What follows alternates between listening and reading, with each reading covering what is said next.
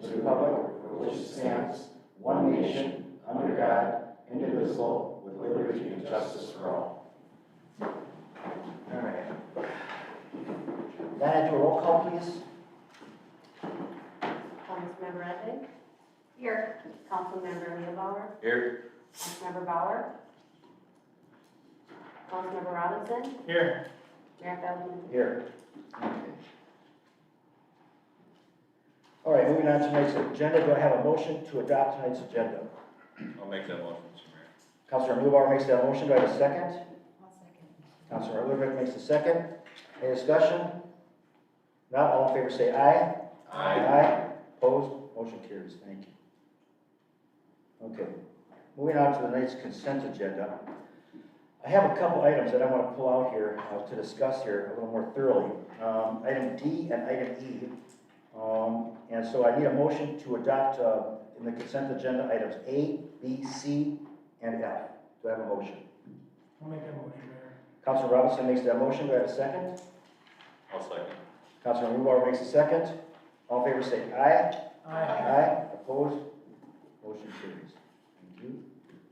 Okay. All right, moving on, I just want some clarification on the Muni Code. This is something that was brought to attention to our city administrator, and I'm going to let him explain it, because I think it's a very good idea and brings us into a different level of technology and efficiency. So Joe, why don't you explain it? Sure. So currently our process for creating the city council packet that's before you is a very labor-intensive process. That packet probably took, I'm going to guess, about 4 to 5 hours because it's a shorter packet. On a typical longer packet with more agenda items, it's probably it's going to be a 6-hour process to put it together. Due to the nature of people saving documents in different formats in Word versus PDF, and you have to convert them all to PDF and then compile them within the Adobe software. So in assigning resolution numbers and getting all the attachments in order, it's a very time-consuming process to the point where the Thursdays before city council meetings, I don't book any appointments or take any other meetings other than doing the packet typically. With this software that's in front of you, we did a tutorial on it with Municode. It's a much quicker, seamless process where department heads will drop their agenda report and their attachments basically into a web portal, which will then auto-populate it into an agenda where you can slide items up or down as in accordance to whatever order you want them in. I gotta be honest, I've been doing this for 11 years and I wish I would have known that this existed for 11 years because the amount of time to compile a packet is just extraordinary. And I think we can cut it down to under an hour with this new software. Yeah, I like the idea of it. It's like Planet Software and everything we've done, moving into technology and utilizing it for our benefit. But just to understand for council, it's $3,800 a year for 3 years locked in at that price. But what it does is save their time. Instead of wasting 6 hours to do it, they can do it in an hour, like you mentioned. And I think it's a much more efficient way to do it. And I think it's a good idea. Actually, I think it's something too bad we didn't do it earlier than we are. Yeah, absolutely. It's going to streamline the process. It auto converts it to all to PDF and puts it all in the into one document in Adobe, and it's a one-button publish to the website for the agenda and the packet, which right now we have to manually upload each one on the website through the back end. And this will auto-publish it. So. All right, and you'll be able to put this in effect when? They said about 6 weeks to get someone out here, get us trained in and get everything in order, but it should fit in nicely with our existing Municode software that we have going. So, staff, I mean, you are taking all on board for this too, right? You like the idea of this? Make it much easier for your end of it? Absolutely. Okay. Any questions, Kevin, you have on this? Just briefly, when it says automatically renew at a fixed rate of $3,800 for 3 years, let's see. The cost of $3,800 per year is included in the budget already. Under what category, or is that under miscellaneous, or? So we have some working capital within the budget because there's always that margin of, we save some, or, we're almost always actually since I've been here, I've always had a surplus in the general operating budget. So we think that we're going to come in under in certain categories, so we can code this into kind of our technology line item, so to speak, so that even if that particular line item is over, we think we're going to do well in the rest of the budget. And the labor savings will more than make up for the $3,800, I'm sure, so. No, I'm good, thank you, Mayor. Okay, Joe, your question? What are you gonna do with all that extra time? I'm gonna make appointments if you're available. 2:30 from now. I don't have anything else. Sarah? No, I think it's a good move. I do too. I like it when we utilize the technology out there and it makes us more efficient and put your time that you're wasting on this to more better circumstances or issues that we have to deal with. So very good. All right, moving on to, first of all, I want to mention, because, Darcy told me to mention our Houdini is our new system here for sound and video, I believe. Is it both? We're live streaming right now. We've said for a long time, for 4 years now, 4.5 years, we're going to work on this, and we finally got to a point where we are. So hopefully, Houdini will be doing its job for us and make it much better for the residents viewing in. I hope so. Make Anyways. sure you email the mayor with your comments. No, joke. All right, moving on to the biosolids tank cleaning. I talked to Parrish about this today, and, because I read in here about, it says here right now, on page 1 of this agenda here, item, it says right now there's about 3 feet of solids that will have to be removed.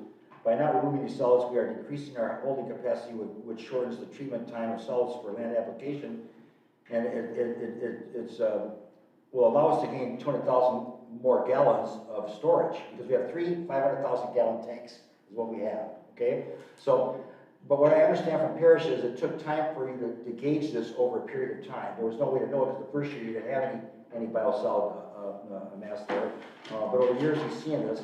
So I talked to him in the sense of doing this every 3 years. You might want to do it every year and rotate each tank. So that every 3 years they're all completely clean. And then he said that he's going to put in the dewatering in the budget for every year, which is a part of it, dewatering on the solids, because you have to water Right. about that way.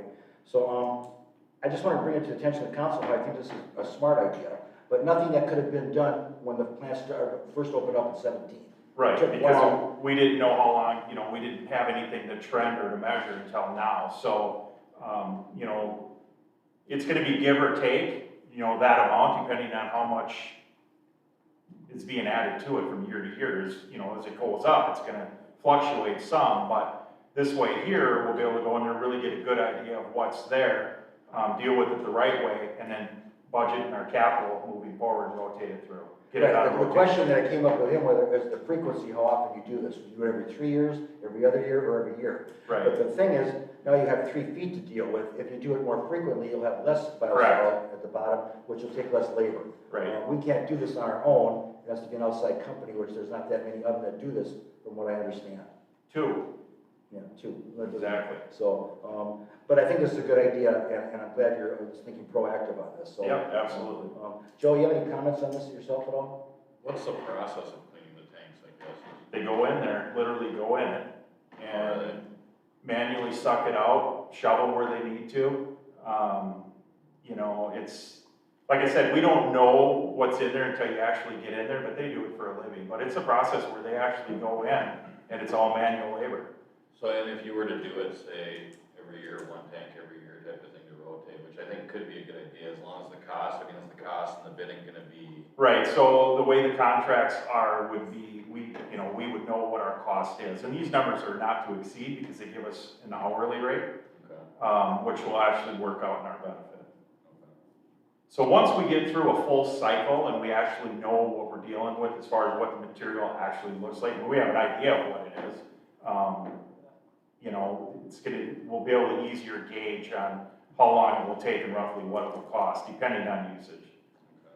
Then as far as our land application stuff we were talking about, I think we were waiting on that, weren't No, we're doing that. Yeah, we've been doing it. Yeah, we've been doing that. So we Yep. have 4 sites, I believe it is. we? something So like when you clean this out, that goes there? Yep, Okay. Now, also, Parrish told me about something where you have some stainless steel parts at the bottom of the tanks, that this way, are supposed to last 20 years. yep. But looking at this, you could catch a problem earlier. Well, you're gonna be doing an inside tank inspection while you do it, so there's many benefits. Right, and of course, if you catch a problem earlier than later, it's gonna be probably a little. If we wait, it's just gonna create a lot of problems, and the longer we wait, the less capacity we have. So once again, there was no track record to go off of, we're creating our own track record. Right. Which is what you're doing, okay? Yep. Joe, any other questions? Sarah, any questions on this? No, that was kind of my question. Joe touched on it, so. Kevin? Just, we had a proposal for tank cleaning for 11.7, dewater for 19.8, was 31.5 roughly. And then it says revised proposal of 51.8, did I miss something in the? So there was some attachments that got stuck in your guys' packet that shouldn't have been there, they were from 2018. Okay, Pages 54 through 58 okay, should have come out, so there should have only been the 3 quotes.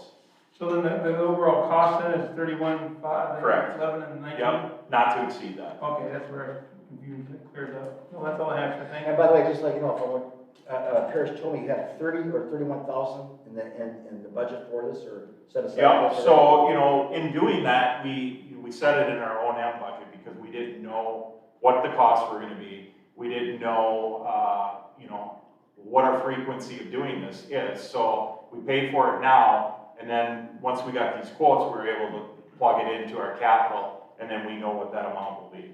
Right.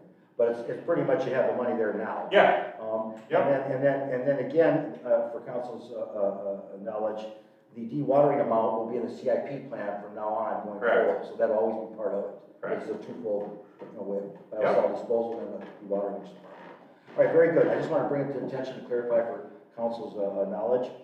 So on that, do I have a motion to adopt tonight's consent agenda items D and E? Do I have a motion? I'll make that motion, Mr. Mayor. Councilmember Ludwig makes that motion. Do I have a second? I'll second there. Councilmember Robinson makes a second. Any further discussion? If not, all in favor say aye. Aye. Opposed? Motion carries. Thank you once again.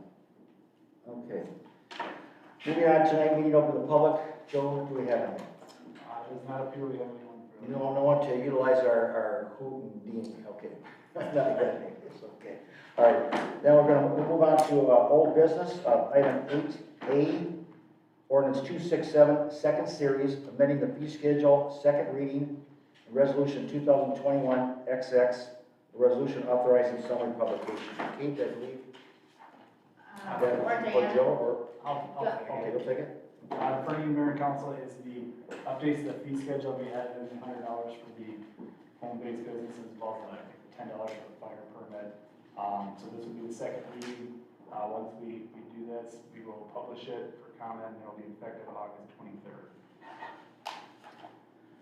Okay, I think, let's see, I'm just gonna go over, let's see, a couple of things here. There was one question I had that we kind of, just give me a second to look at this.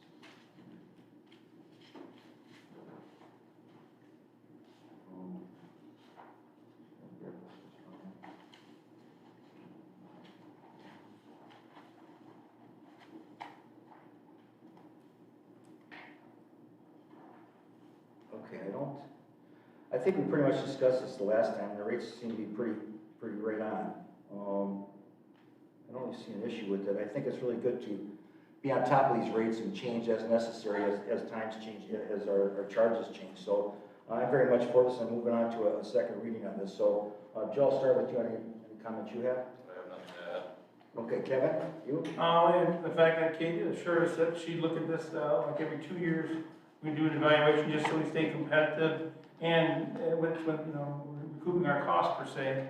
But we want to, as an outlier, we want to be competitive as far as the home builders and who's coming and looking at our costs to, you know, to eliminate some of the misnomers of the past that, you know, this isn't a great place to be. Well, it's a good place to build and look around, you can see it happening, so that's all. All right, but we also want to make sure that the charges the fees we charge are fair, but that we don't go in the hole Exactly. to supply the services we're supplying. Sarah, any comments from you? No, I think it looks Okay. good. The one thing I want to point out is on that first page, it says here, utility fees update includes a less than 1% price increase to the water meter equipment. That's because we upgraded to the automatic meter reading system. Okay. And that to me at a less than 1% charge, the effectiveness of that system over time way outweighs that extra cost of minimal under 1%.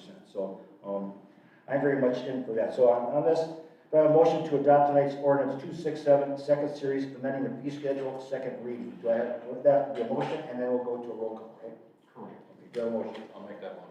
Councilor Newbar makes that motion. Do I have a second? I'll second, Mr. Mayor. Councilor Ludwig makes a second. Barring any further discussion, we'll go to a roll call, please. Diana.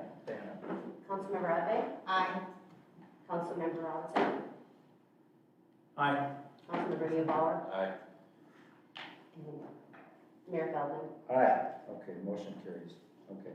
Moving on to tonight's resolution 2021-XX, a resolution authorizing summer publication. Do I have a motion? I'll make that motion. Councilmember Mierbauer makes that first, and I take it Councilmember Udrich makes the second. Any further discussion? If not, this is a resolution, so all in favor say aye. Opposed? Motion carries. Thank you. Good job, staff. Thank you so much for being on top of those numbers. All right, moving on to new business, sale of bonds. No. So, Mayor and Council, we have Nick Anhut, for those that aren't familiar with Nick, here presenting on the matter tonight. Thank you. Thank you, Mayor, council members. Nick Anda from Ellis and Associates, and spoke to you about a month and a half ago about some potential refinancing opportunities that the city might be facing, given that today's interest rates are much lower than any we've experienced within the last decade or plus. So certainly, we had 3 different debt obligations that the city already had on its books that we were targeting. A set of bonds issued in 2010 for the sewer system, a set of bonds that were actually originally issued in 2007, but already refinanced in 2013 for various street and utility infrastructure, and then some lease purchase financing the city obtained on those water meters back in 2019. All of those bonds were paying in excess of 2.3 all the way up to 3.7%, and we were targeting that rates today are somewhere hovering around that 1%. And we anticipated savings of on a net basis of about $125,000 from this. Before I get into the results, I just want to say kudos to staff. We did go ahead and get these bonds rated from Standard & Poor's. That credit rating helps give the marketplace a sense of whether or not the city of St. Francis is good to make repayment on the bonds. And their credit rating at a high AA level gives the market a feeling that it can offer you a lower interest rate because there's not as much risk that you are likely to repay these bonds. And I'm happy to say that that rating was affirmed with Standard & Poor's. I have attached the report for the council members. You can review it at your leisure. I think it gives you a good third-party sense of where your financial condition is at. But I'll just summarize that they view that the city has good economic indicators, that it does not anticipate that it would have any problem weathering the pandemic or any resulting recession that may take effect, which is something that they've been scrutinizing over the last year and a half, certainly. They also note that you have strong financial policies in place, your fund balance policy, sticking to it, having long-range capital plans are a credit to the city, and then just very strong cash and reserve levels, which they view extremely positively, and they help bolster that rating. As a negative, they do envision that the city has a weak but manageable debt and pension liability, which is something that most cities throughout Minnesota face, given the level of involvement cities are in infrastructure and capital improvements. But that level of weakness is in no way holding you back at all from achieving the 3rd highest rating that they offer, and puts you in kind of the top 15 percentile of cities across the whole country that they evaluate. So a very high rating, and certainly kudos to you all for putting those policies in place. So with that said, we did receive 4 bids on the bonds this morning on the city's behalf, with the low bid coming from Baird and their underwriting desk out of Milwaukee, Wisconsin, proposing an interest rate of 0.76% on the bonds in their entirety. So this is the bonds that will be repaid over just short of 10 years, getting 0.76% financing on a tax-exempt basis. The high bid came from Bernardi out of Chicago at 1.03. If we wanted to summarize the difference between these two, it's resulting in about an interest cost difference of $40,000 just between the 0.76 and the 1.03. So meaningful change. The resulting net debt service savings of the transaction, should the council choose to award the bonds to Baird based on their proposal, is $200,474. Again, that's on a net basis, net of any transactional costs that were incurred. The savings will not come to you all up front. You'll realize them over time as you make lower bond payments than you were anticipating or what are on your books today. But this results in about $22,000 to $25,000 in savings per year over the time frame as you retire these bonds, and we're not extending them at all in any way. So a very positive result, certainly a big cost savings predominantly to the utility systems. So with that said, pending any questions from the council, there is a resolution, a draft of which was prepared for your packets. Your bond attorneys have reviewed the bid from Baird, and they've populated a final resolution and sent that on. The resolution awards the sale of general obligation bonds, Series 2021A, in the original aggregate principal amount, and I just want to clarify this for you, of $2.965 million, so $2,965,000. That resolution will award the sale of bonds to Baird. It'll lock in the rates that I just quoted, as well as the savings, $200,000 on a net basis. And it will schedule the closing for August 12th. That's when the funds will be wired in to take out the old debt. And you'll replace that with the new debt schedules and start achieving those savings right away with your payments that start in February. So a very good result, and happy to stand for any questions from the council. Well, thank you, Nick. One of the moves we made here 4.5 years ago was changes in department, in companies that we deal with, engineering and planners and finance. And you were one of the best moves we made here, amongst those other ones that we did here, which has changed this. I applaud the staff, by the way, for the work you did on it, and I also applaud the strong budgetary management thinking that this council has brought from 17 towards into 21.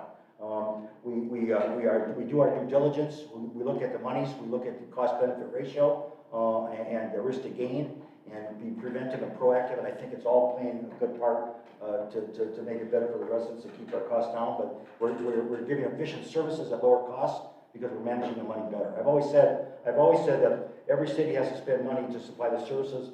The services the residents require, but the key is how you spend that money and what kind of return on the dollar you get.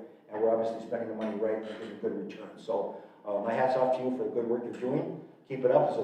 You're 2 out of 2 already for refinance very well. And I also want to point out to a council, it's labeled refunding, but it's refunding / refinancing, okay? Because you have to pay off what you have and then go forward to the refinance. So it's both. But the end result is that we're not cashing the bonds out fully. We're just cashing out what we've already spent, and then what we owe, and then we'll go to refinancing at the new rate. But I marvel because we talked about 1+%, and now you're even less than 1. I mean, I don't know if you can go anywhere and outdo yourself better, but you did really good here. So I applaud you and staff too, like I said. So Sarah, let me start with you on any comments you have on this.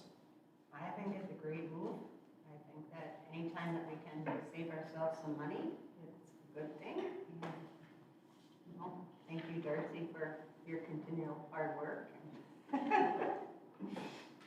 Yeah, I'm in favor of it. Yeah, it's much nicer to have that $200,000 in the pocket of St. Francis residents than elsewhere. Kevin, your comments at all? I just wanted to, Nick, can you repeat the part again about the exact amount for savings for the next 10 years? $200,474. I just wanted, again, for the record, it sounded really nice. No, I want to commend you guys, again, Darcy, and again, the leadership prior to me being here, doing this, and hopefully the citizens will appreciate it down the line. They say not much ever good comes out of government, but, I mean, this makes sense, and interest is definitely in our favor, so I think it's a bold move and awesome. All right, thank you. Joe, your comments? I would pretty much echo what everybody else said. Thanks, staff, and definitely thank you. Glad to have you on board. And I've seen a lot of positive things since we got you guys over our previous relationship. There's names on here we won't mention in public. But I will just also say that if timing is everything with the market, and the pandemic, their interest rates as it are, I think it was perfect. I mean, staff was looking at it, Joe Cohen was, and of course our finance director was looking at it. And I happened to be talking on a conversation with Nick, and one thing led to another, and here we are today. So once again, thank you for staff work and hard work, and Nick, you're excellent. So thanks so much, appreciate it. Happy to be here. Yeah, thank you. And so on that, do I have a motion to adopt the sale of the bonds resolution 2021 XX? Do I have a motion? Make that motion, Mayor. Councilor Robinson makes that motion. Do I have a second? I'll second. Councilor Uvar makes a second. Any further discussion? Not this resolution, so all in favor say aye. Aye. Aye, opposed? Motion carries. Thank you. Thank you. Thank you. Okay, post-issuance compliance policy. Mayor and Council, Ellers had suggested a while back to do this post-issuance debt compliance policy, just to have it on our books. And so it's in your packet. Nick is still here, so if you have any questions, either him or I could answer them. Well, why don't we just explain what the post-issuance debt compliance policy is, so that we just know on that. We're just gonna, Just to the public. Sir, Mayor and council, anytime the city issues debt, there are, it's not just a one-time transaction and you forget about it. There are some obligations that the city has, not only to make payments, but particularly to the public markets, there's a requirement to disclose certain information every year. You do that through your audits, and also you do that through a reporting system that's called EMMA. In addition to that, you're issuing bonds that are on a tax exempt basis. There's some IRS regulations imposed on what can qualify for tax exempt debt issuance. And so this policy addresses both of those aspects. That's why it's called post-issuance. It's your obligations after the fact. And it's just a policy framework so that it'll be on the books for staff primarily, as well as advisors who come in, just to make sure that things are flowing and are being addressed. It also is something that looks good as a formal policy. Anytime that you're audited or there's an inquiry made about your finances or your disclosures, that's the first place they'll look to see, okay, is there any rigor happening at the city? Any level of policy analysis that's been done to make sure that you're on track. And so that's really all this is. We did recommend it a few years ago. We tend to forget about these things after the fact, but we're just presenting it to you all again. I think it would be something that would benefit you to have in your books, and will strengthen again, I think, some of that analysis that the credit rating agency. I think that's good, and let me ask you, so is this continuous then, is a continuous policy that we'll have in place on any other bond refinance we do, or we just? Yes, so this is the city-wide, so any financing that you have right now, any that you might consider in the future, it's a framework to solve for all.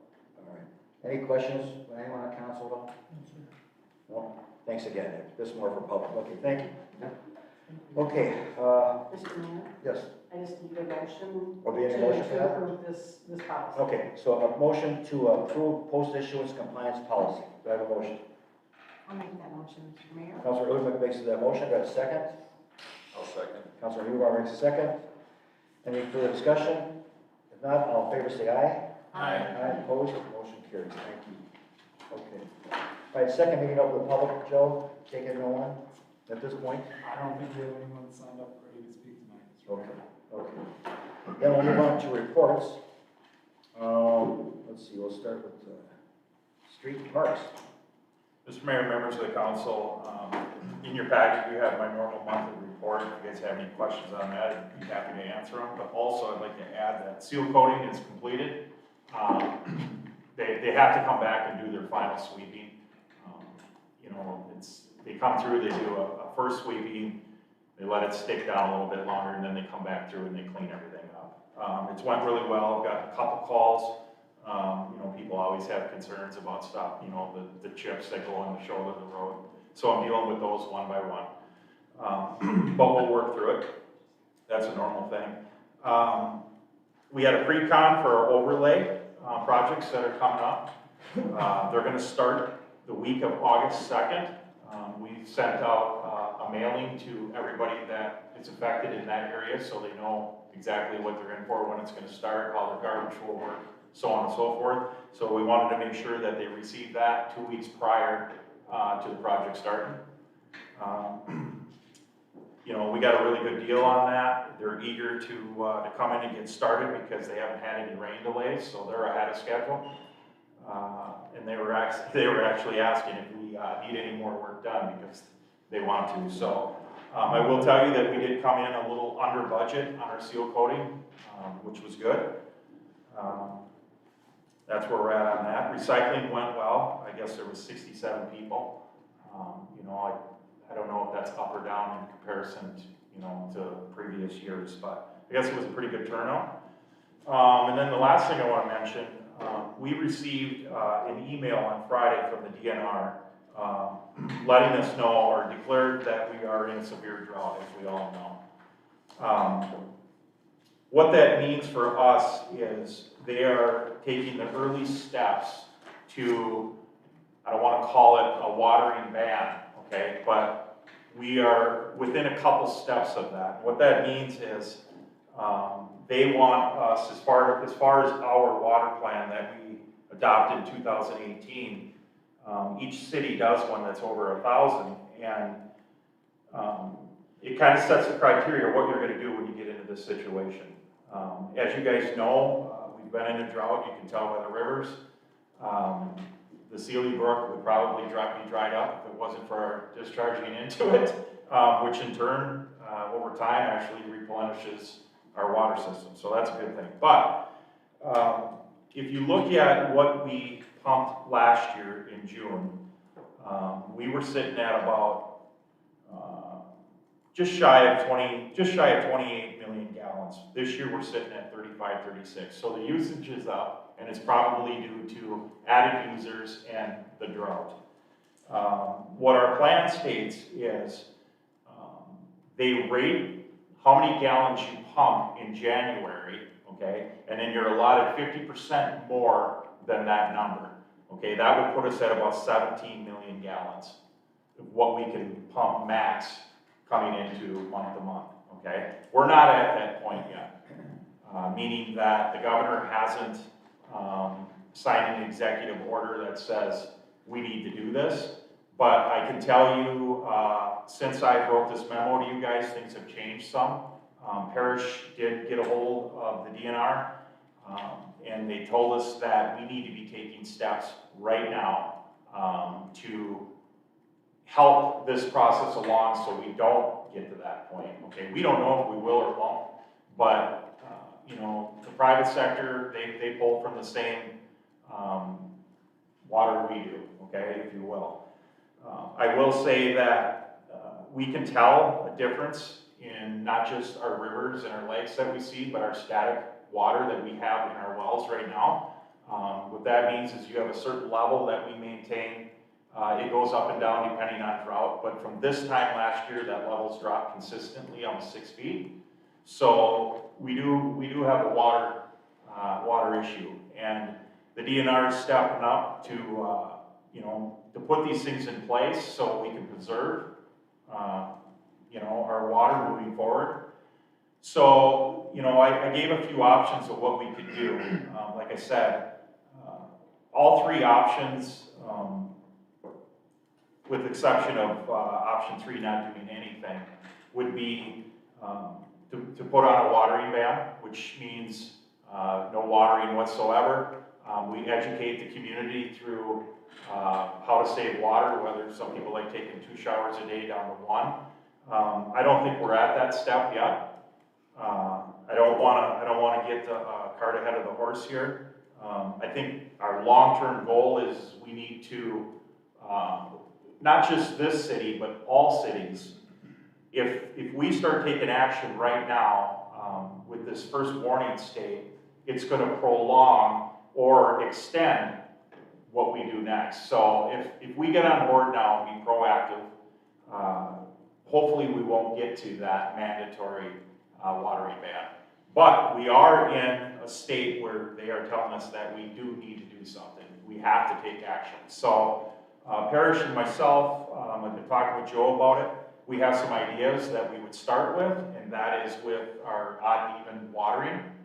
I can give you guys some scenarios right now, but I guess what I'm asking for is just to go ahead to where we come up with a solid plan that we can implement it before we have to bring it back to another council meeting. I want to make sure that we do our due diligence and do it right, and make sure that we're still allowing people to gain benefit by watering, but yet, not making rash decisions where people are killing their lawn if we don't need to. So I brought this forward just to kind of bring it to your guys' attention that it is something that we do need to look at. We implemented our plan in 2018 just for this reason, part of it. Joe is aware of it. We met today, kind of looking at some options. We don't have all our options in stone right now, but we do have some ideas on, you know, if we water one time a day, you know, that's going to eliminate a lot right there. With our new water meter system, we can actually tell who's doing what, because if we do put these water bans in place, it's going to put a lot of extra pressure on our police department, and we don't necessarily want to be the watering police, right? That's not what we're here for. We want to make sure that we're still providing a level of service that people can enjoy their yards and their recreation. And honestly, St. Francis is sitting in a really good place based on things that we have done in the past. So I don't think anybody needs to get up in arms and worried about it, but me as a public works director, it's my job to make sure that we're putting things in place to make sure that we are taking care of our infrastructure and we're not overworking our equipment and whatnot, but yet we're not sending a scare out there that, you know, we're running out of water. Because if you look at Minnesota compared to like Arizona, we're sitting in good shape, okay? But we need to start taking those steps, and that may be some type of change in structure for our watering. And I think that's where I'm going to recommend we start, based on the second email that we got. And for me to give you guys a solid plan on the information I gained 2 hours ago would be very responsible. I want to make sure we're doing the best thing that we can. But my plan is to have something in place by the end of the week, and then we would educate through whether it was the city website, direct mailings, Nixle, Facebook, emails, our city sign. You know, we would start that process there, and then we would gauge it. It's going to take time for people to catch on. You know, obviously the police aren't here to go out and write people tickets for watering, and you know, we don't want that. That's not the message we're trying to send. But it's going to take a while, and that's why they are allowing us to take these steps. As long as they know we're going to take some kind of action to, you know, get to the point where we're saving water and start to replenish our system, and God willing, we get 15 inches of rain in the next 6 months, we'll be good to go. But honestly, there is no end to this. I mean, this is going to go in the next year, and depending on what we get for snow and what we get for rain, is going to dictate how we move forward, and honestly, how other municipalities and homeowners use the water system. So I guess what I'm looking for right now is just you know, the approval to let Joe and I make a decision on the watering bans. I can certainly send you guys out an email ahead of time before we do so. But yeah, any questions, I'd be happy to answer. Question I have is, how low is the Rum River? 2 feet. 2 feet lower? Yep. Because I'm starting to see, I've seen rocks and things that I've never seen before. I mean, I drive by it now. Right. Yeah. I know my younger son that lives in I'm in Trista, they're on a full watering ban right Right. now. I would, the thing though is this, and I understand with our automatic meter reading system, we can gauge who's watering, who's not, and all that, and people, and I just say this for the public, even though you're on a well, you're still tied to the same aquifers that we are.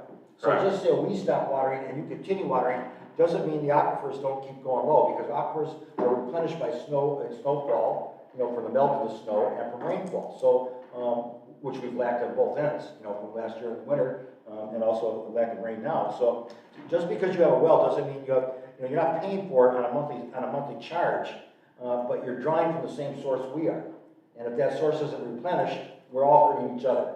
So education is the key to this, I understand that, big time. Fires, by the way, wild, you know, fires like that are big right now, a big concern of Dave and the city itself and all that. And, you know, of course we need showers for our daily lives and stuff like that, and, you know, for cooking and bathing, whatever, and all that, that's more important than lawns. But I would suggest right now, I like your number 2 in the sense of going from, you know, 3 days a week watering down to 1 day, and then go to the full phase and if we have to, okay? Depending on what the governor does and all that. And of course, the governor can ban people from watering with wells. Yeah, if he comes forward and does an executive order, then everybody statewide. Right. We're a couple steps away from that, and I think the way they look at it is they're gonna see how things work, you know? This is a time for people to step up, right? I mean, everybody's we're in a drought, so, I mean, we can't be wasteful. You know, Parrish has been working real hard on this, to be honest with you. You know, it came into him It's nice to be able to have somebody like that does this work, so I can work on my stuff. And he was texting me, or actually we briefly talked. He's got some other ideas that he wants to run by me tomorrow.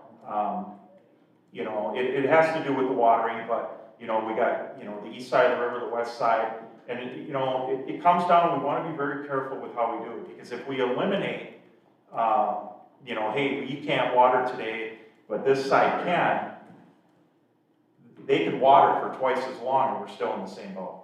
Right. Okay. Education is the key, no doubt. And we want to make sure that we have all our ducks in a row, so they can still benefit, but yet we are still accomplishing what we need to accomplish. We're all in it together. Right, but we cannot have the police out being. Absolutely. It's not staff. You know, I mean, Lyle out there at code compliance can go around and all that, but that's still not gonna happen. And you still, that doesn't mean, you can't do a 24/7 coverage. People can water after midnight when it's dark and all that, you know, it's like, you're not gonna be able to see them. So, you know, we have to pull the public in on this to make them understand that even though you have a well or you have city water, you still have to understand that we're all in this together, and that we all draw from the same source, once again, as I mentioned, and that if we don't do something, that source will dry up for everyone, well or not well. Yeah, absolutely, and I truly believe if we put a good plan together and educate and get it out there, it's gonna take a little bit, but I believe people will follow. So I'm thinking, my thought is, like I say again, I think it's a phase-in for us. I mean, go from like down 3 times of watering. I'm watering every other day, and I'm watering at midnight and where it stays in the ground longer, but I'm at minimal watering each zone, like 17 minutes. You know, I'm not doing a lot of watering, just enough to keep it alive. But even then, I can't fertilize because it's too hot. You know, it's like, you're in a catch-22 because you want to fertilize, but you can't. If you fertilize, you gotta water. If you don't, you burn the lawn out, so you're rocking a hard place. It's almost better let the lawn just go dormant and come back, which it does, but unless it's gone too far. So I would suggest, you know, I'll pass this, of course, to council now, but I would say, work up a plan. I would rather see a phase-in until then go drastic, you know, right away. But going from 3 times a week down to 1 day a week, watering might help a lot, I would think. And again, education is the key. We have to let people understand that we're in the boat together, all of us, whether you're on a well or on city sewer water. Again, the source is the problem.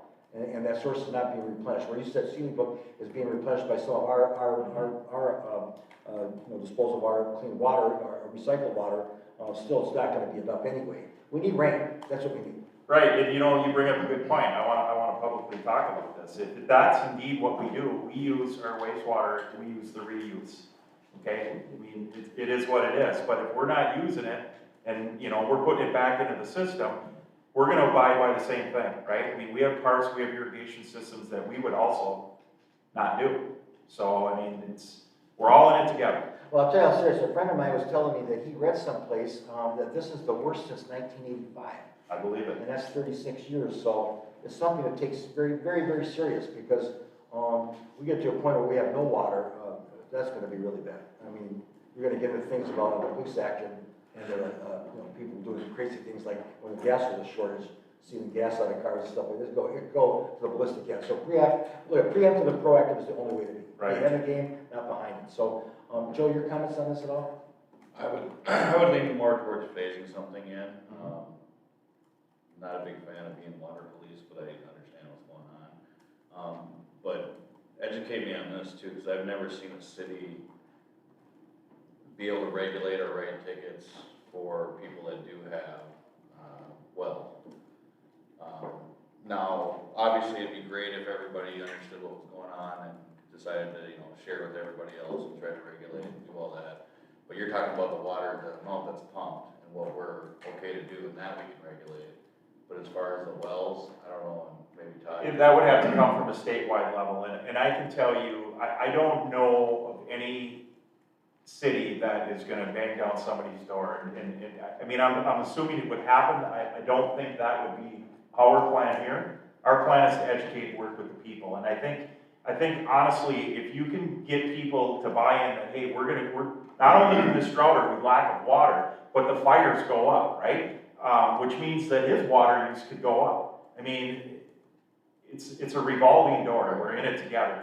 I don't know. I've personally never worked for a city that would write tickets for somebody, you know, but I'm sure that there would be a warning, you know, hey, this is what's going on. think we would treat it much like the last executive orders with COVID. Urge compliance, we did it a number of different ways, you know, it could be knocking on doors, it could be social media, but we would definitely try to educate, urge compliance. And our staff would help with that, Before we right? shoot anybody. Well, you know, and we have no watering 7 AM to 10 PM, you know? And so if somebody blatantly, right now, with the phase 2 restriction we're doing, thinking about, you know, if somebody's watering at 10 AM, you know, in the morning when the sun's hot, you know, I mean, that should be discussed with, they're educated. I mean, We're gonna be able to tell what's, you know, we're gonna see it drastically right away, okay? And we're gonna be able to make adjustments, and if we have to come in with another phase, we will do so. But I don't want the message to be that we're turning your guys' water up. That's not what we're here for. That's not what we wanna do. We wanna work with the public, we wanna educate, because you know what? I'm going through the same thing at my house. I'm being asked to do the same thing. So it's just educating, it's an honor system. You're gonna get people that are never gonna comply. You know, we're not gonna beat our head over that. We're gonna focus on the task at hand, and that's lowering our water rates. Right, That's we don't gonna want be to our be goal. draconian, we don't want to do that. Right. So Joanne. Well, just as far as, and I don't know if Todd's better, but as far as the wells and stuff, is that, I think without any laws or ordinances pertaining specifically to that, without an executive order, We do have our immunity code.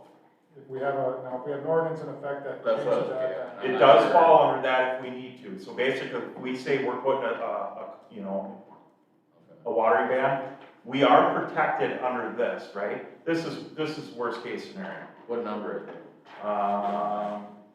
3-2-7. Yeah. I can email it to you, Joe. I can send this out. Yeah, Todd and I have already been talking about Send it, it. send it. I'll send it to all you guys. All the Yeah. council, send it to all the council. Okay, any other comments, Joe? That's worst case scenario. I don't ever imagine us getting into that, but. Kevin, any comments you may have? I also agree with the phase-in situation rather than just a, hands up, stop what you're doing. It makes good sense, and again, the more that people tend to listen and media-wise or neighbor-wise or look around-wise, you can tell that we're in trouble, so I would agree with the phase-in also. You know, and that's gonna be the other thing too, is we're not gonna be the only city doing it. They all are. Everybody with the population over 1,000, every municipality got it. Everybody with the population over 1,000 has to do something. It's gonna be all over the news. People are gonna be talking about it. They're gonna know. There's already people out there that are saying, hey, we're in a water ban, let's not water. I mean, you see it. So, I think it's gonna work out. I really do. I'm optimistic that we're gonna see some results fairly quick with what we put into. May be painful for some people because some people like to water every day or every other day. You know, I don't wanna sit here and talk grass, but really, I mean, you only need an inch a week. So, you know. Okay, Sarah, any comments at all? No, I agree. I think the phasing in is the best way to do it. I mean, if the executive order comes out, obviously that's gonna. Then that supersedes us, and we'll just Yeah. follow the rules. Right, exactly, so. I think Well, it's- and once again, education is the key. We have to let people understand why we're doing it, that we're not doing it to hurt anybody, but we're doing it to survive. That's Right. Okay. So, you have direction, Joe? Yeah, we have direction. And, Jason, okay. Thank All right, you. and then just one question for Dave. The risk of fires right now is high, Correct. very high. I would anticipate, if not by the end of this week, early next week, with the continued 90-degree forecast and the heat, no rain in sight, that we may be escalated into the very high rating, which is the next threshold up. There's only one more beyond very high, which is extreme, which parts of the state are in now. But the county, Sherburne County is in the very high category. So what can people do to help on that? Be very cautious about what you're doing. Obviously, we've survived the 4th of July season, but there's still people out there with fireworks. Be very cognizant with any recreational fires. Our advice is not to have any recreational fires right now, but there's no state order that says that they can't. Burning permits are highly restricted at this point, so it's just being wise. If you're gonna burn, water down the area before you do so. Same rules apply. Don't leave your grills unattended. Be very careful with your ashes. So there's just those proactive pieces that people need to be aware of right now. We are at the point where one rogue ember or brand from your grill, from your campfire could cause a lot of problems. Or a firecracker? Or a firecracker.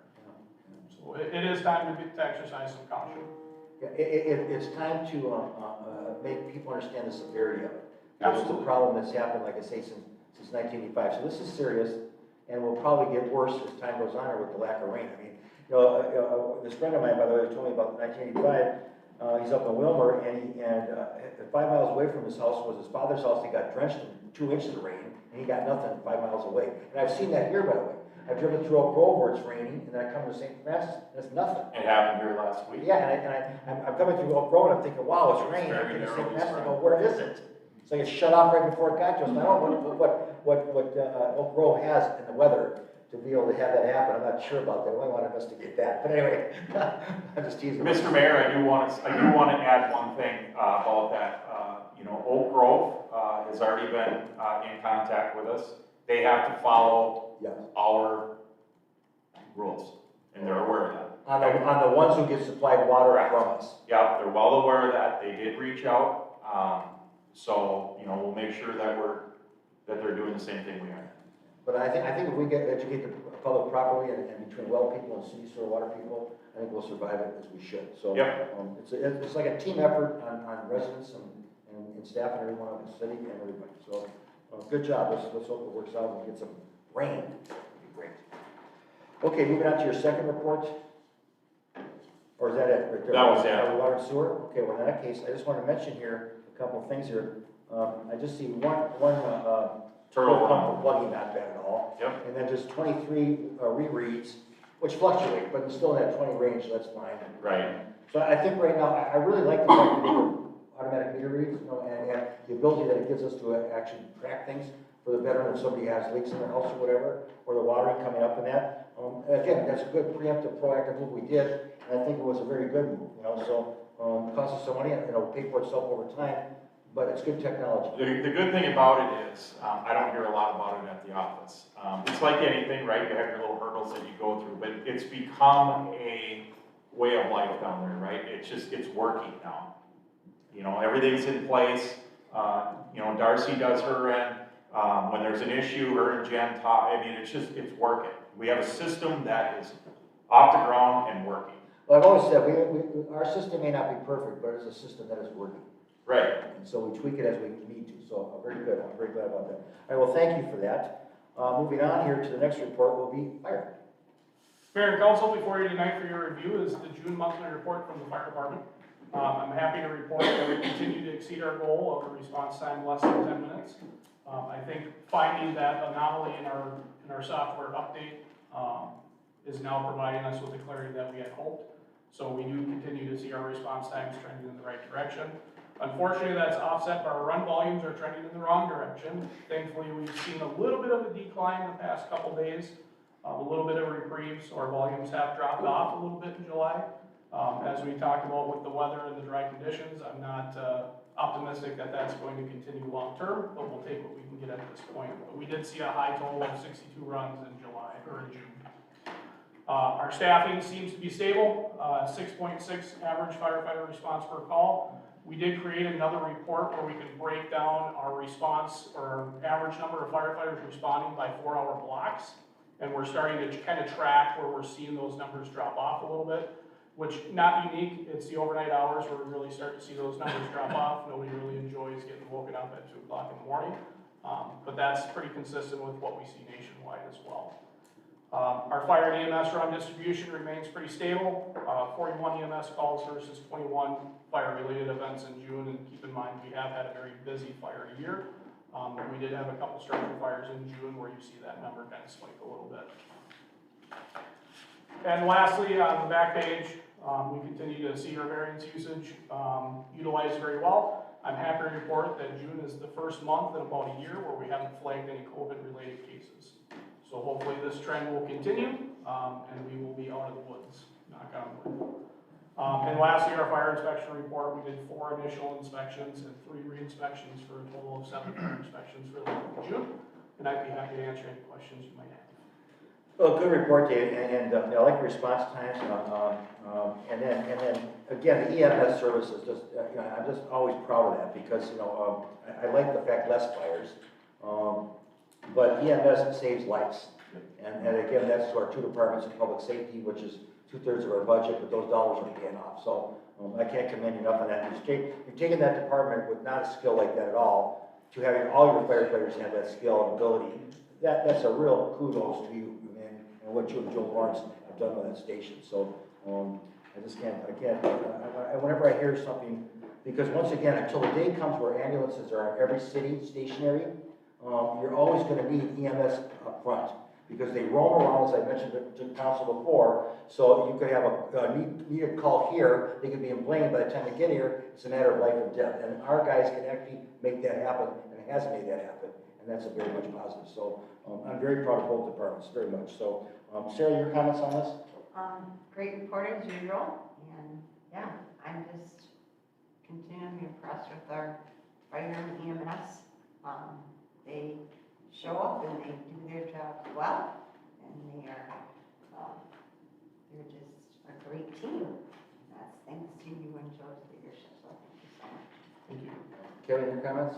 Same thing, Mayor and Chief, good report. Again, the EMS part is I think that's awesome as well. Again, when you beat the everyday guys to the scene, and it is a matter of life and death as far as whether on a golf course setting or a home setting or a child choking, etc. So, no, commendable to you and the department and what you've been able to instruct and instill plus the morale side of this thing. I mean, a lot of these numbers reflecting as far as response, and it's not a whole home department anymore. It's let's do this department. So you can see it right in the figures. So thank you. Thank you, sir. Joe? I have to agree with the rest of the council, great report. I was just curious, so I know last year we had more staffing with COVID and everything. And we had that low response time, and now we're even lower than that. I was just curious what you can attribute that to. So this is now, June of last year would be reflective of how we're staffed June of this year. So we terminated our staffing last year, mid-May. So when that executive order, or the stay-at-home order at that time was what it was called, when that expired is when we released our on-station staffing. So the way this is typically tabulated, and Councilmember Robinson, I believe, asked a question last council meeting, it takes a snapshot of our first arriving unit, right? So whether it's our duty officer that's on call 24/7, equipped with a fast response vehicle, or it's me Monday through Friday in the office, when I arrive, or that first arriving officer, that's when that clock stops. So you're just starting to see a little bit more of that consistency come through. We did make some changes with our officer staff a couple of years ago, so we have a little bit more of a structured availability. Certainly with Assistant Chief Lawrence moving to a 24-hour schedule in St. Louis Park, he has more availability than somebody that was working a Monday through Friday schedule. So we really do capture and leverage that availability of staff and those take-home vehicles that are equipped with lights and sirens for a quick response. And then, unrelated to the report, I guess, since we have our audience member here, I'll ask too, how's that going? With Now Then? I'll let Mayor Pilon speak on behalf of Now Then. From my perspective, we couldn't be happier with how that has transitioned. It's certainly a work in progress, and Mayor Pilon can speak if he wishes, but it's a big chore to establish a fire department, and as much as we had some functionality, there's certainly areas where we're trying to create some redundancies and acquire equipment and train staff and hire firefighters, so there's certainly a lot that goes into it. Staff is highly energetic and very positive. It was probably a more smooth transition than both myself and Assistant Chief Lawrence would have guessed prior to. Highly committed, highly motivated staff over there. City Council has been fantastic to work with, so we're really moving things along, but it's a process for sure. Want to say anything? Mayor, Council, I would echo Chief's comments. It's gone extremely well. I'm very pleased with the arrangements that we ended up with here. More pleased than we thought was going to be possible with the response of the staff, the number that transitioned over, and the positive attitude. And I will say that there was trepidation on the part of firefighters coming over. They thought we were just trading St. Francis for Ramsey, and it was going to be the same old, same old. And when they saw the St. Francis vehicle starting to show up in Now Then, there was not a lot of enthusiasm. The fire department was a little beat down in the transition. It took way too long. COVID, the transition with the legislature and with the association bills, and it just took a long time. And we were very methodical in our process. But the reports I've gotten from all the firefighters is they're thrilled. they're thrilled with the chief and the assistant chief, they're thrilled with their directness, but their willingness to explain why they like things done a certain way and getting buy-in. The thoroughness with which, disappointing that our equipment is in as good shape as we thought, and the money it's gonna take to do that, but the work that they're putting in on our behalf has been tremendous, and firefighters see it, appreciate it. They're very appreciative of their ability to participate in the design of the new department, from policies to patches and right on through. So a lot of progress made early on with the equipment, and certainly with the enthusiasm to take everybody that, the way we operated is we gave them all a buyout with their pensions. They could have all walked and fully pensioned, and that was a risk. And the fact that only 2 of them decided to retire, and 12 of them have joined us, that's a testimony to what Dave and Joe were able to communicate to them. So we're extremely pleased with the relationship. We look forward to continuing this. Awesome. Yeah, that's great, and I'm so glad, Jeff, that you mentioned that, because the benefit, of course, is to residents in both cities, and that's the key. I mean, fire, as we're both on the Anoka Fire Protection Council and see it over the years, fire is now at the same table equal to police, in my opinion, and need for both, and both cities' budgets. Public safety is a big part of it, so being able to work with 2 cities with a viable department on both sides helps all of us, and I'm thrilled. I'm glad that you got to the point of acknowledging, coming forth on a contract with us, and I hope it benefits over 3 years and grows into a bigger thing and continues on. I think it's a win-win for both cities. So hesitant, Dave came in with that hesitation in our department at the beginning, with a lot of chiefs and not any Indians, and has done really well making it a true fire department. And he gives respect, he's earned his respect, and I think that really starts from the top going down. So and I think you're seeing that at your level too with your firefighters. So good job. Let's continue hoping to keep those doors open, communicate, and keep it going forward for the benefit of residents on both sides. Thank you so much. I didn't want to say you were here because I didn't want to acknowledge, but I'm glad that you did. No, I figured it's about time I see what's happening in the cities around us. I heard you were back meeting in person. That's a great opportunity to come and see how it should be done. Well, I hope we're not disappointed. Okay, all right, thank you, Dave. Good Thank you, Mayor report. Council. Okay, Thank you.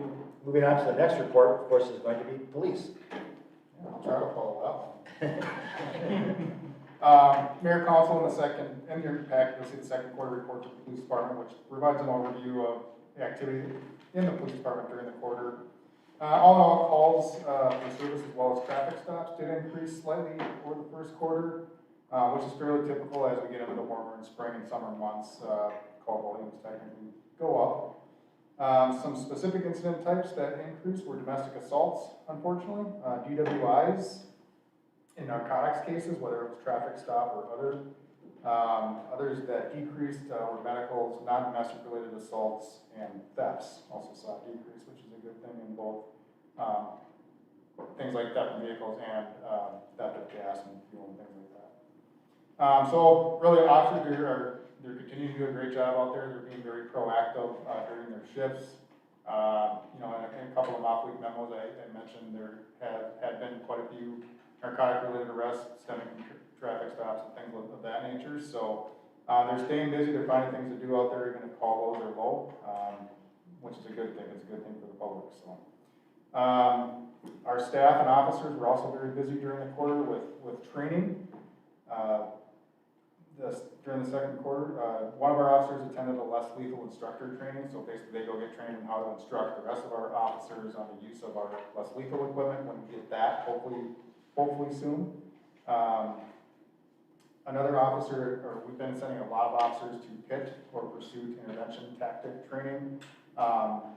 We do have a policy that still allows us to pursue fleeing vehicles under certain circumstances, and our officers do a very good job of knowing when to not pursue any longer, but in the instance they do continue to pursue if the conditions warrant. This tactic allows us to hopefully terminate these pursuits sooner than later if we're ever put in that situation. So we probably have 3/4 of our officers now through that training because our policy does not allow a PIT technique unless you're certified to do that. Some other trainings, you know, the typical use of force, the firearms, CPR, first aid, emergency medical responder. Just a lot of training is definitely back in full swing. Very little Zoom trainings anymore. They're going to these sites and getting trained, which is a good thing, over this time last year, which is looked quite a bit different. Also we have 6 officers this year that are going to cultural diversity, implicit bias training, and conflict management training. We did have 1 officer go in the second quarter, but we'll have 5 others going in the fall, which is mandated by the Police Board to renew our licenses. So, one of the main takeaways, I guess, for myself in the second quarter is just the return of all of our in-person community outreach type events. We did hold our first ever community or Citizens Academy in April, which had outstanding reviews from the participants. Our drug take back as usual was in April. We held a modified pet clinic, which, you know, we gave out free pet licenses in June. And of course, our bike rodeo in June is always a great event. So all in all, it was just really good to get back in that in-person interacting with the public in fun and positive ways and seeing, you know, a lot of people come out to these events. It was pretty encouraging and pretty fun. So, of course, we're still planning on our largest event of the year, National Night Out, which is coming up here on the 3rd. So we're looking forward to that, and we'll have a lot of staff participating in that as well. A couple of equipment notes for the quarter. During the month of June, we did add 2 new Dodge Durangos to our fleet, so you'll see a couple of more Durangos running around out there. And the staff, the officers really seem to like those vehicles. Just due to, you know, the increased cargo space, the increased passenger compartment space for them, and, you know, if they were to have a guest in there every now and then. So more than likely, based on the positive feedback we're getting from the officers, we'll probably continue to replace our Chargers with these Durangos as long as our budget allows that. Right now, our fleet is about half and half. We got about half Durango and half Charger in our fleet right now, so. Our market patrol fleet anyway. I mentioned less lethal equipment. Hopefully that is coming soon. We can get officers trained on that. And we're also continuing to progress in the body worn camera process. The draft policy is complete, and hopefully I will get that to legal for their review this week. And upon approval of that policy, then we can get it on our website along with a survey, and that will basically be our first of 2 public comment periods, which we're required to do by statute before we implement any body on cameras. So hopefully we will be doing that very soon. And just a quick update on our eligibility list process. That opening has closed effective last Thursday. And we'll be conducting our written and physical tests here on August 10th, and the interviews will follow that. So I'm optimistic that we're going to find a good candidate out of this group and you know, get that position filled. How many was it? The lowest number I've ever had, that I can ever remember, we had 13 people apply. And just to put that in comparison, last time we hired last year, Was it over 20 something you had last we time? had 41. Oh, wow. And that was extremely low. Typically, we're in the 60 to 80 range for this size of a city.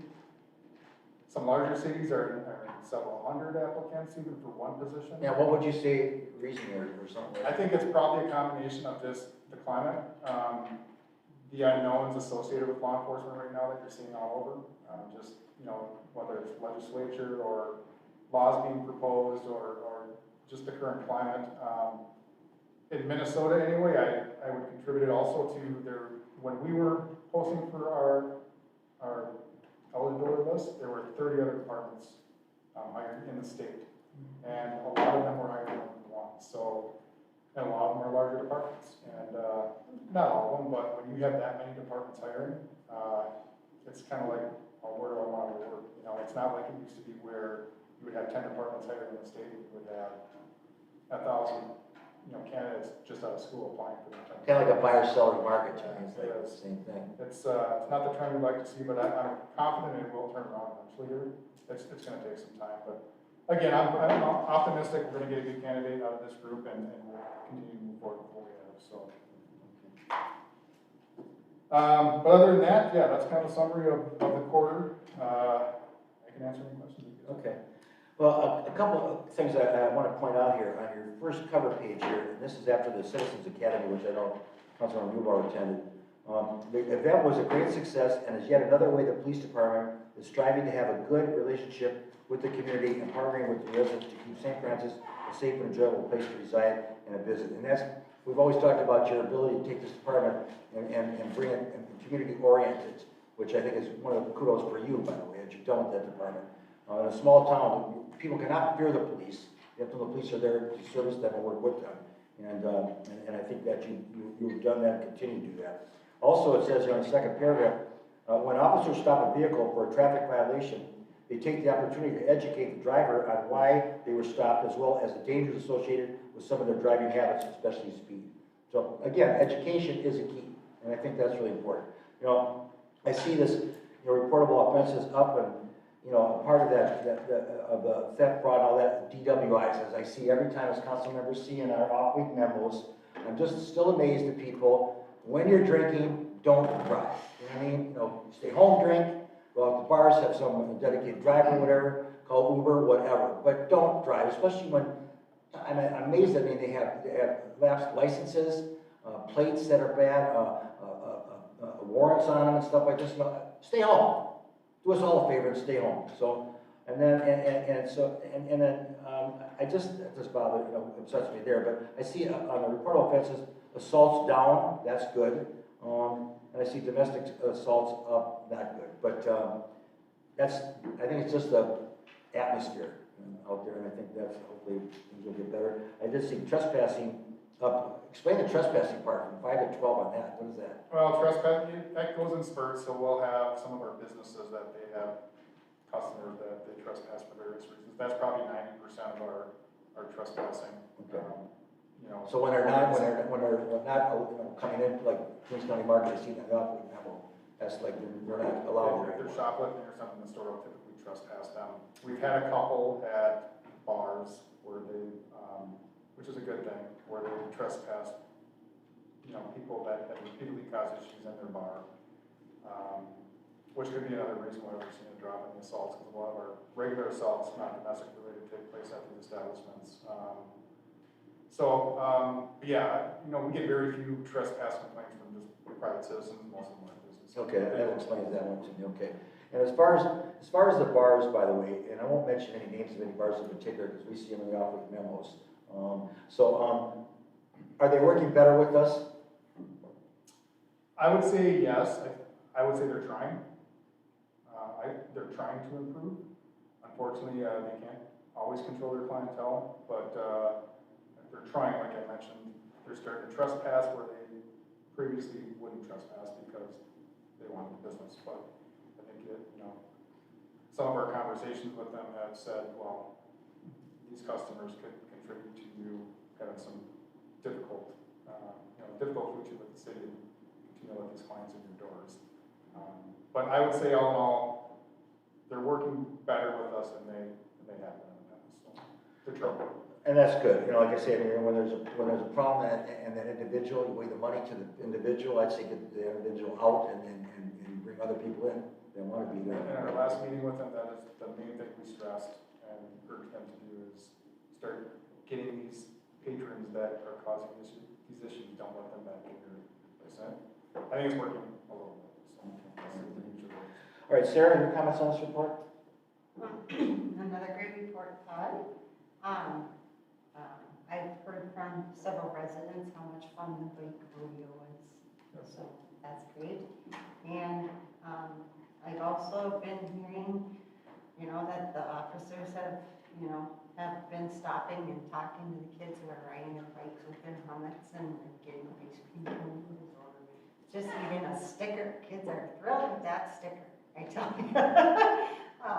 And so I just want to commend you and your staff doing a great job in building that rapport with the community. That's very, very important, and I see it benefiting. So thank you. All right, thank you, sir. Kevin? Again, a good report. I also want to comment on in our neighborhood, the police officers take time to stop, and the parents, I handed out flyers for our Nike night, in our neighborhood, and the mother commented that the girls got stickers because they're wearing their helmets, and, but again, they take the time to interact, and they're not in a hurry, and they seem real, genuine in what they're doing, so that's appreciated, I'm sure. If you overlay second quarter now to second quarter 2020, do you see any similarities or same high? I mean, people are pent up and shut down. I think, it's probably pretty comparable to call volumes. Our traffic enforcement would have been way down in 2020 compared to what it is now, just because we had restrictions, departmental restrictions in place to not interact as much as we normally would. So them numbers would definitely be different. I think the assault, and the domestic assault, and the domestic call numbers were higher last spring, especially during that, stay at home. So those are the numbers and then DWIs were extremely high last year.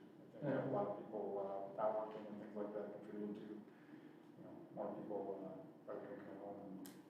It is troubling to see some of the ones up, like, again, domestic assault, and again, like the mayor said on the off-week reports that we get, I can't fathom people hiding behind storefronts and whatnot, doing meth and just, random stuff, and, in the news lately, random stops or a taillight out, this and that, it leads to more things in more cases than not. I mean, it's just common personal housekeeping of your overall lifestyle, and if a taillight's out and you find people with drug paraphernalia, or they're high, or they're asleep, and, they're an imminent danger to somebody else and people around them, so I'm for one, all for the not minimal, but the type of things that lead to more. And then again, obviously, if somebody's got a taillight out, they could say, have a good night, and vice versa, officer, have a good night, fix your taillight, see you later. They couldn't go off easy, but we always hear about the crappy ones. So, thank you very much for doing a good job. Joe, your comment? Thanks again, Todd. Great department, top to bottom. Can recommend the Citizens Academy more if you guys, or when you guys do it, again. I encourage everybody, whether it's another council member or any member of the public, to get in there. It's really cool. Really had a good time and learned some things, and got to get some perspective on some things too, so it was definitely really cool. So, but other than that, great job. Yeah, and I also want to compliment you on your programs, and the drug take back is excellent, the bike rodeo is excellent, the Citizens Academy this time, and it just, again, it's the involvement with the police, one-on-one with the community, not being here versus the community, being equal with the community, helps a lot. And I think keep up the good job, because it makes us look good, and it makes people realize that we're attentive to their issues, and that we're looking out for them in all regards. So I think that's a big deal. So thank you very much. Can I add one other thing, Mayor? Absolutely. The neighboring community, I also, in the last week or so, they approved 24/7 coverage in their community, at an additional cost, I think, of $161,000 for 4 more hours, 365. What city was that? Oak Grove approved it the other day. They got a 3-2 vote to finally get 24/7. Again, they're a growing community and stuff as well, so, but, public safety, roads, bridges, it means something, and people are willing to not pay for it, but that's part of why we pay our taxes, and expectations are met, and when you have an exemplary department to do it, can back it up, it's all good. Well, I'm happy to hear that, by the way. I won't say anything else other than I'm happy to hear that. Okay, all right. Moving on to councilmember reports. This is Joe, I'll start with you. I don't have a lot to report. Touch base with staff on a few things. Other than that, really, nothing to report. Okay, Sarah? Really anything to report. The school board didn't have a meeting, so I didn't have to go. A little break for you. Okay. Kevin, your comment? I just went out and about, we have, I think, 47 or 48 homes in our neighborhood now. And I went out and delivered flyers by Wi-Fi, and there seems to be some exuberance about 19 night. The families are excited about it, moms and dads. I mean, everybody had come to work, go home, raise kids, do this, that. It seems like a thing to do. This is a nice getaway, breakaway. So we're going to do a taco feed in our neighborhood, and we've talked to the chief, and we've got some packets of some stuff put together, and then the kids can interact a little more this year with the fire and police. That they come on, they always do a good job, and then kids seem to gravitate. We found a nice shady area in a cul-de-sac that we're going to do this year, so it should be more comfortable. So that's really all I have. Stay out of that heated, okay. Thank you.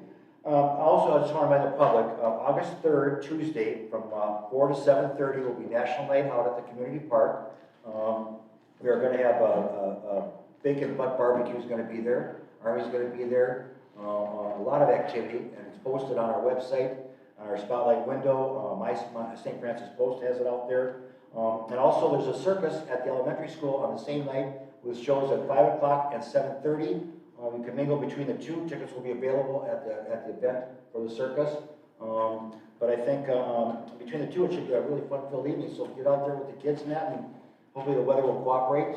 And we won't get slaughtered with rain, but we won't get slaughtered with heat. We'll just have a nice evening of enjoyable activity. So again, you can look at the times on our website and our spotlight window. But once again, August 3rd, Tuesday, from 4 to 7:30 for the National Night Out, and the circus shows at 5 and 7:30 at the elementary school. Okay?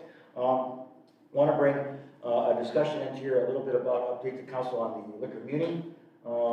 Roof is going on Thursday and Friday. Framing is finished. Plumbing and rough-ins are started. Demolition is going to start inside. And John, we have discussed about some hours that we could still stay open and still get the work proceeding that needs to be done to complete this project long-term. Joe and Crystal and John are working on that. John, you have some different hours you're going to bring forward to us when that time comes. Yes. And I'm thinking it's probably going to start end of July or in August that will get available, but we're going to section out the liquor meeting for operational hours. And then during the hours where he's not, we're going to let the construction guys in there. They'll do their work and then stop their work, and then we'll start selling product and that, so that we don't interfere with the day-to-day activities of the liquor meeting. It's a little more difficult trying to stay open as we're trying to do this. It'd be a lot easier to close it down, but we know we don't want to do that if possible. So we're working out that. We have our construction meetings. It was a little slow start, I will say that, as you know how I feel about it. But I've been able, with the help of our Public Works Director, Parrish from Public Works, Jeremy and the rest of them, along with Joe and our architect, we've been able to light a fire in the right places at the right time to get some motivation, which is so far working. So, continue on that. A little difficult for the liquor community staff, but John is in the process of hiring someone new. John, you can mention that to us. Yes, we do. We had 20 applicants. We're taking the top 5, and we are doing interviews tomorrow. Okay. So if we come out with one good one there, and that'll increase your staff to 3 full-times, which is really helpful right now in a time where you're disrupted because of construction going on and all that. I will tell you, if the council ever get a chance to stop by and look at it, it's a big, 2,400 is a big space. It's going to really benefit us down the road for storage and that, and bulk purchasing and expansion of the product line. It's going to really put us in a competitive way so that the day happens when liquor stores get liquor, we will be ahead of the game and set up as a destination place, which I'm looking forward to John's promotions to come and see how that turns out, and a great grand opening coming up too, as we discussed. So The mayor, he volunteered to do the dunk tank, I guess, so. did he? I mean, that's what I thought I heard. How about you, Joe? Did you hear that? I thought it was actually Joe Coleman that did it. Oh. You let the council vote on that tonight. I have a question.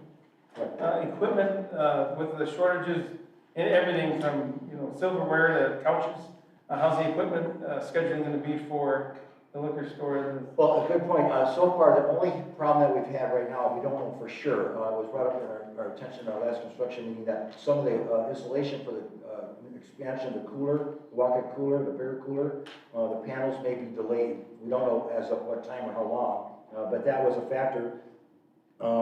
And we'll have to deal with it, of course. But we're working around everything else, our demolition, the old one, bringing that up and that. We changed 2 bathrooms on the north end to 1 unisex bathroom that will be there, which allowed John to have some storage on the north end. That will clean out that existing mechanical room and leave that open for what it's made for. And I've just come up with a new shelf system. I'm working with John from a supplier out in Kansas, working on that. So that should be, and we'll be doing that, Public Works and myself, and John, if you wish to join in. And then as far as supplies, so far so good. I mean, lumber we've got, everything like that, and we have a short-term storage at the water tower, and we have long-term storage at the wastewater facility rather, so, you know, the liquor staff is working really well with it. It's a burden on them, they're using porta potties right now, bathrooms are shut down. The new addition will have a mechanical room, of course, a lunchroom area, and a unisex bathroom in it, and a huge amount of storage. So like I say, and the difference between the existing building and the new building will be this huge expansion of a walk-in cooler, which will be set back to give us more floor space in front. John's gonna have a bar there, I think, for wine tasting that. So again, the whole idea of this was to be able to bulk purchase product, to have a lower price, to be more price competitive, and to expand our product line for new residents that we're bringing in and new tastes that are out there. So I think it's how he's done as well as he's done with what he's had over the years is amazing, John, really amazing. So now have you have this more space now, it's going to be exciting to see what you'll do with it. But you've done a great job with what you've had to deal with, and kudos to you, and your staff.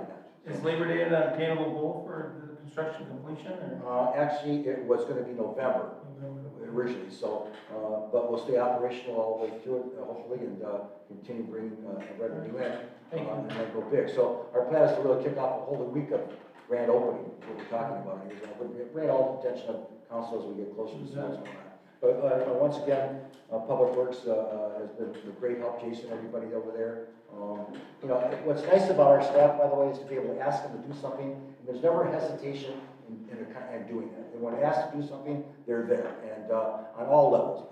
So it's really it makes myself, and I'm sure council too, to know that there's no bickering or whatever. It's just a matter of how do we get the goal, how do we get the job done for the betterment of our residents at large. And I think that's really a good way of what we brought here since 2017, and it's working. And by the way, I'm very proud.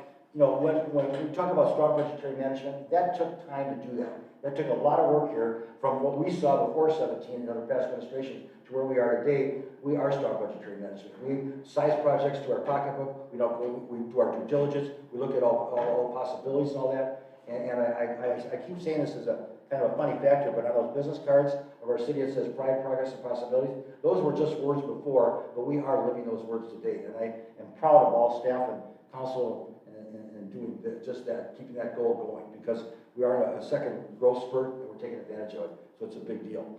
And moving on to the next issue here, I want to bring up, as you see on your last page of the packet, you know, when this first issue was brought to our attention from two staff members that work for us, whether it be staff members that come with an issue to us or public that comes to us, it's an issue. Once that issue is brought to us, it's up to us to look at it and give it the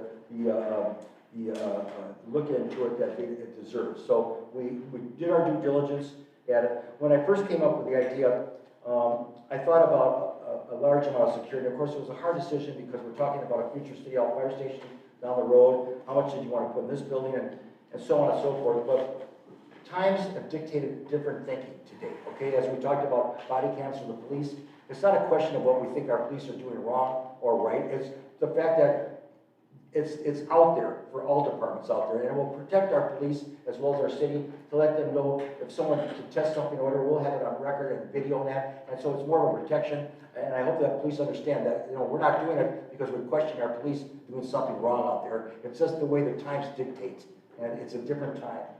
Not time that I really relish or look to going on forward in the same direction. But it's there, and we have to deal with it. That's why we're doing that. So getting back to City Hall, security is an issue, okay? When the new City Hall fire station comes about in the years to come, as we go through a planning stage and get to that level, if we do when the time comes, you know, security will be a big part of it, as in our police public works department, along with our fire station too. But we have this City Hall we're in now, and we're going to be there at least a couple more years, if not longer.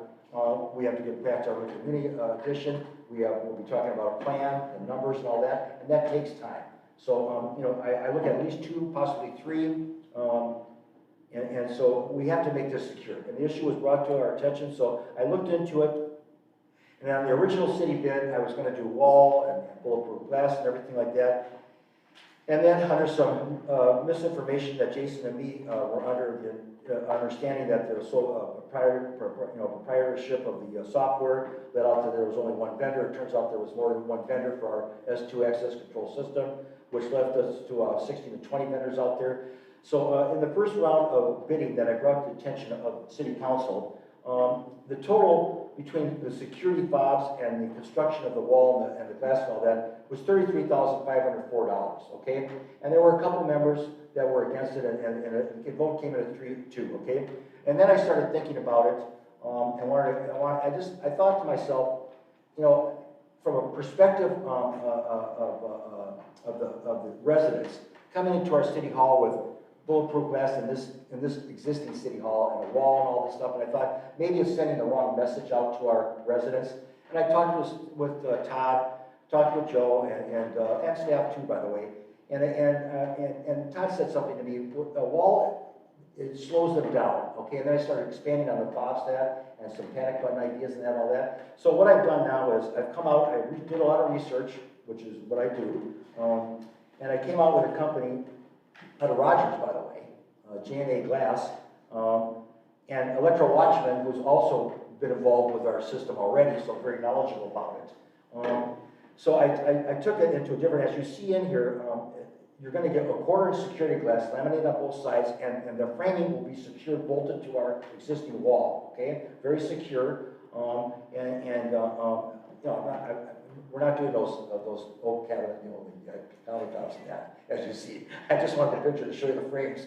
You know, I know Darcy would like that, and Kate would, but you'll have to wait till the new building, okay? Not this one. Anyway, so anyways, as this goes on here, so the alternate bid, by the way, the original was $33,504, and I thought that was an overkill. So I stepped back and looked at it from a different perspective, and once again, talking with staff and talking with the chief, you know, about the security and everything like that. So I came down to J&A Glass, the security glass, 1/4-inch thick, like I said, safety glass, laminated on both sides, and with the framing. We want to change any light fixtures, they'll be blowing up, that we could change the light bulbs and that, you know, that wall, stay the same. The J&A Glass bid came out at $5,071. Electro Watchman for the fobs, which will be the 3 doors from the conference room, the lunch room, and the door that Phil uses, not the community room, but those 3 doors in the back will be fobbed. The 2 front doors will be fobbed, and the security, the door going from the lobby to the hallway will stay as is with the security lock that's on there existing now that I put on there, okay? The Electro Watchman bid was dropped down to $11,094, so a total of $16,071.94. So I'm able to drop this down and give security in the building in a way that will, and just to let you also know, the fobs will be taken from this building to the new building. We'll reuse those. And Jason and me talked about the security glass. We may have use for that too in other areas. So these won't be a one-way expenditure. There'll be a return on these by reusing them, relocating them. So the actual all-over savings is $17,432 that I'm saving. So the actual cost of this to go together is $16,071.94, down from $33,504.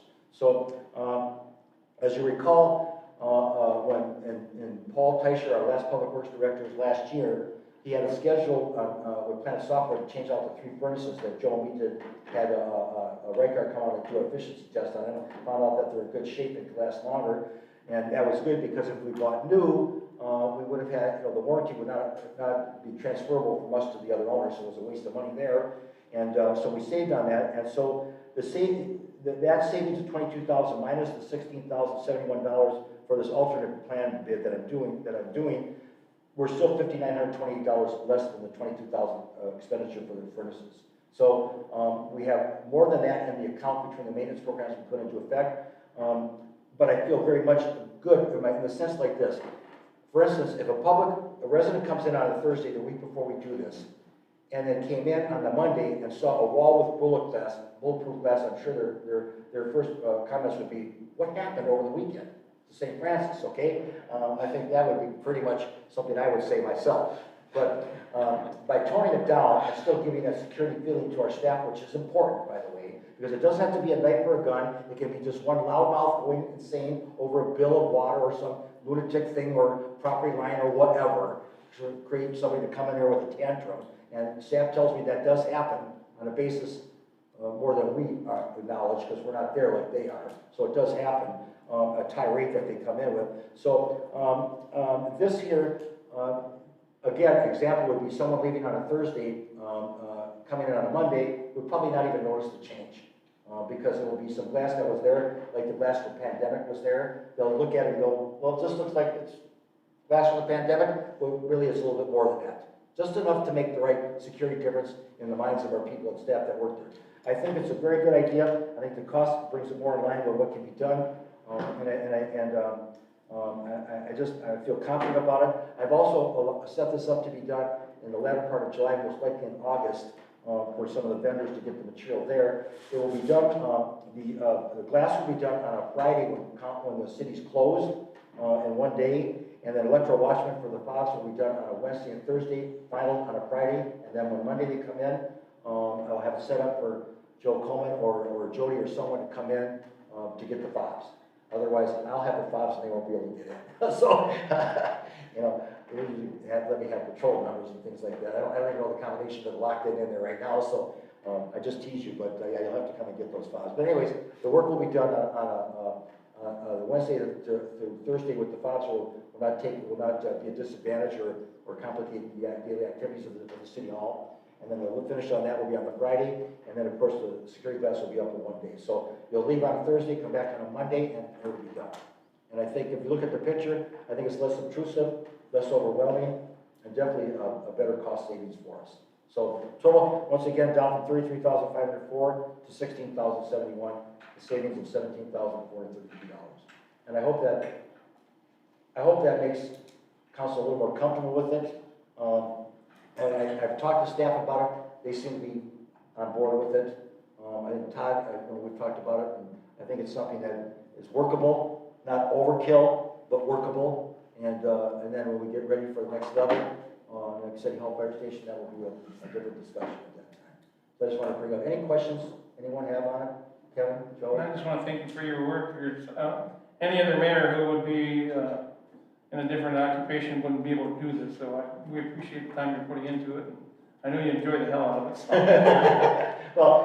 Well, with delays, no, but everything else, yes. Yeah. And thank you for thanking me. I appreciate the acknowledgement. But I will just say to you that the liquor mini is important. Because if we pull that off right in budget and show that public we can do that, which wasn't done with the wastewater facility, if we can show that we can do this in the right form of budgeting and the project ending in the way that we designed it to be, that will lead us into the next discussion with the public and ourselves about the City Hall Fire Station, which is in desperate need. You know, these buildings have been maintained. We put the maintenance program in 17, which had never been done before, and we are where we are because we did that. But these buildings are old, and they are getting older, not younger. So issues will become more severe as time goes on. New re-roofs and stuff like that we don't want to get into with these older buildings. I think again, proactive is the way to go. But we have to pull off this one project, and that's what we're going to do. So, but I'm very glad that I opened up the blinders to look at it a different way, and I just was very concerned about how the public would look at us and say, what is the mayor thinking here? Has he gone off the ballistic end of things? You know what I mean? And I was beginning to wonder if I was too, by the way. So I toned it down and made it workable, and that's what we do. Okay, that's what we do here as a council and staff. You know, when a problem is brought to us, we look at it, do our due diligence on all levels, and we come up. Our work sessions are fruitful. We put 5 minds together with staff, and we come up with solutions. That's the thing. And I only want to say one other thing to the public, by the way. If you bring an issue to us, which we're glad you do, but try to bring some direction to a solution or a solution with us. Help us solve the problem for you, because we are a customer service business and we want to service you properly. But we don't know it all, and we're willing to listen to anybody with reasonable requests and cities that are willing to share the cost and be beneficial to both sides. That's a big thing. So I'm very much glad that Mayor Pilon was here, and I'm glad things are working out, and I hope they continue to work out. It's a benefit to residents on both sides, and I think that's always a good thing. So thank you so much on that. Any other business we have to attend to? No further business, Your Honor. All right, really strange to be back in person, but I do like it. And Houdini, I hope you worked out very well. Okay, on that, I'm going to adjourn this meeting on Monday, the 19th at, don't tell me now, at, second here.